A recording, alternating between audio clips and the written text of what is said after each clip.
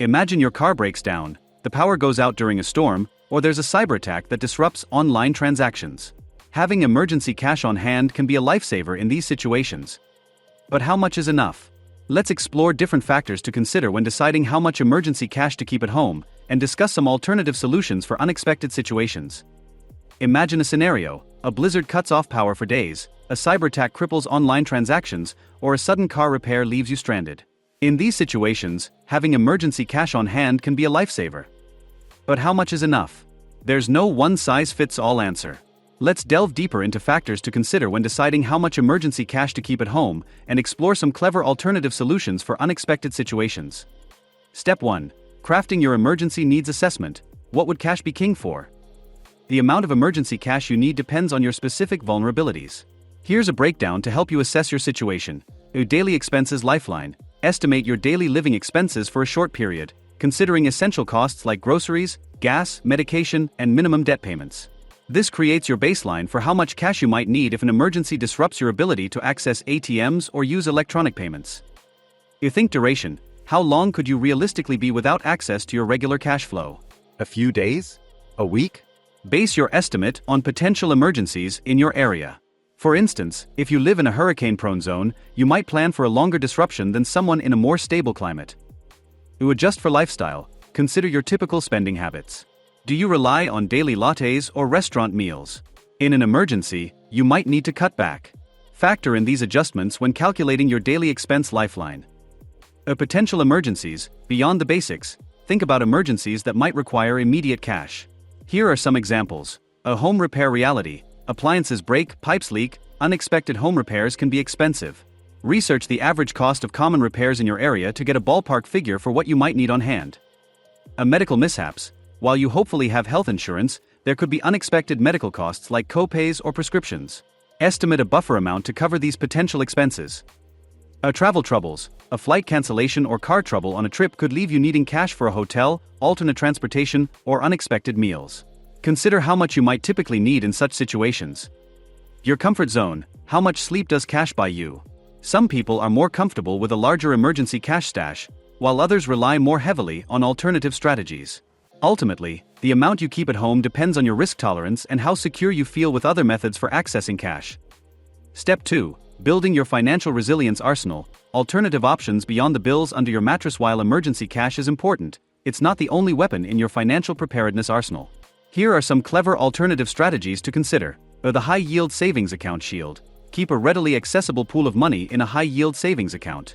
This allows for easy access in case of an emergency, while still earning some interest. Research different accounts and choose one with a good interest rate and minimal withdrawal fees. The credit card as a double-edged sword. Credit cards can be a safety net, but use them strategically. Here's how to wield this tool wisely. Emergencies only. Only use your credit card for emergencies you can afford to pay back quickly, ideally within the grace period to avoid high interest charges. Choose wisely. Select a credit card with a low interest rate and rewards that align with your spending habits. To avoid the debt trap, remember, credit cards are not free money. Only use them as a last resort and have a plan to repay any borrowed funds promptly. The line of credit lifeline. A line of credit can be a good option for unexpected larger expenses. These lines work similarly to credit cards, but you only pay interest on the amount you actually borrow. However, be aware of interest rates. Interest rates on lines of credit can be variable, so be sure to factor that into your considerations. Fees. There might be annual fees associated with lines of credit. Compare different options to find one that fits your needs. Discipline is key. Just like credit cards, lines of credit should be used responsibly and with a plan for repayment. Step 3. Location. How geography shapes your cash needs. Where you live can significantly impact your emergency cash requirements. Here's how your zip code can influence your plan. The cost of living chasm. The cost of essential goods and services varies drastically across different regions. In a high cost of living city, your daily expense lifeline, from Step 1, will likely be much higher than in a rural area. Adjust your cash reserve calculations accordingly. The power grid's Achilles heel. Consider the vulnerability of your local infrastructure. If you live in an area prone to power outages or natural disasters that disrupt essential services, you might need a larger emergency cash stash to cover a potentially longer period of disruption. The transportation tightrope. Think about your reliance on public transportation. If an emergency disrupts your usual commute, having enough cash on hand for taxis, ride shares, or alternative transportation options can be crucial. Step 4. Evolving with life seasons. Adapting your emergency cash strategy over time. Your emergency cash needs will change as your life circumstances evolve. Here's how to keep your plan dynamic. A life stage shifts. A young single person might prioritize a smaller emergency cash reserve, focusing on building savings for future goals. A family with children or a homeowner might need a larger cash buffer to cover potential emergencies related to dependents or property. A job market fluctuations. If you work in a volatile industry, having a more substantial emergency cash reserve can provide a safety net if you face job loss or unexpected career changes. A health considerations. As you age, medical needs might become a more prominent factor in your emergency planning. Consider potential healthcare costs and adjust your cash reserves accordingly. Here's a rule of thumb. But remember, it's just a starting point. Many experts recommend keeping enough cash at home to cover 3 to 6 months of living expenses. However, this is a general guideline.